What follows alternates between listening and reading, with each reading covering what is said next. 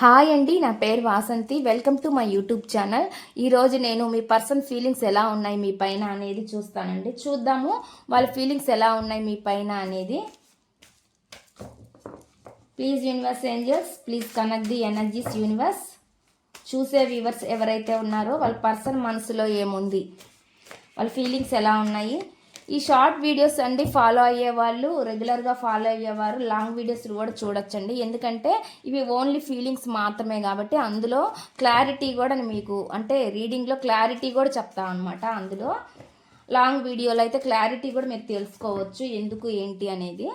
చూద్దాము ఇప్పుడు మీ person feelings ఎలా ఉన్నాయి మీ పైన అనేది. Please universe, please connect the energies universe. చూసే వ్యూవర్స్ యొక్క పర్సన్ ఎనర్జీస్ని కనెక్ట్ చేయండి. వాళ్ళ ఫీలింగ్స్ ఎలా ఉన్నాయి, వాళ్ళు ఏం చెప్పాలనుకుంటున్నారు చూసే వ్యూవర్స్కి, వాళ్ళ నుంచి వచ్చే మెసేజ్ ఏంటి. ప్లీజ్ యూనివర్స్ తీస్తున్నానండి. ఇప్పుడు ఫస్ట్ మెసేజ్ ఏంటో అనేది తీద్దాము. కాలం మనల్ని విడదీసింది, మళ్ళీ కాలం మనల్ని కలుపుతుందన్న నమ్మకం నాకు ఉంది అంటున్నారండి. చెప్తున్నారు వాళ్ళు ఏదో కాలం విడదీసింది అని చెప్పి చెప్తున్నారు అనమాట. ఇది కాలమే మళ్ళీ మనల్ని కలపాలి అన్నట్లు చెప్తున్నారు. అంటే సిచ్యువేషన్ అనేది వాళ్ళ చేతుల్లో లేదు అనే విధంగా వాళ్ళు చెప్తున్నారు అనమాట. అటువంటి మెసేజ్ అనేది మీకు ఇస్తున్నారండి. నెక్స్ట్ చూద్దాము.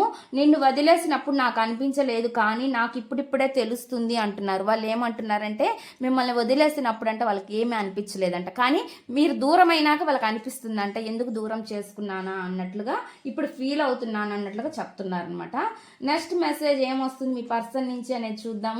నీకు తెలియదు నేను నీ కోసం ఎన్ని నిద్రలేని రాత్రులు గడుపుతున్నాను అని చెప్పి చెప్తున్నారండి. వాళ్ళు అంటున్నారు మీకోసం ఎన్నో నిద్రలేని రాత్రులు గడుపుతున్నారంట. వాళ్ళు ఆ విధంగా ఆలోచిస్తున్నారంట. మీరు కూడా ఆలోచించవచ్చు మీ పర్సన్ గురించి, అలాగే వాళ్ళు కూడా మీ గురించి ఆలోచిస్తున్నానని చెప్తున్నారు అనమాట. ఒక్కొక్కసారి నాకు అనిపిస్తుంది మన ఇద్దరి మధ్య వ్యత్యాసం చాలా ఉంది ఏమో అని. నేను నీకు తగిన వాడిని లేదా తగిన దానిని అవుతానా అని వాళ్ళు అంటున్నారండి క్వశ్చన్ లాగా. అంటే వాళ్ళకి అనిపిస్తుందంట మీ ఇద్దరి మధ్య వ్యత్యాసం చాలా ఉంది అన్నట్లుగా అనుకుంటున్నారు అనమాట. అసలు నేను నీకు తగిన దాన్ని అవుతానా, తగిన వాడిని అవుతానా అనే విధంగా వాళ్ళు అనుకుంటున్నారు అనమాట. వాళ్ళల్లో వాళ్ళే అన్ని క్వశ్చన్స్ వేసుకుంటున్నారు అనమాట.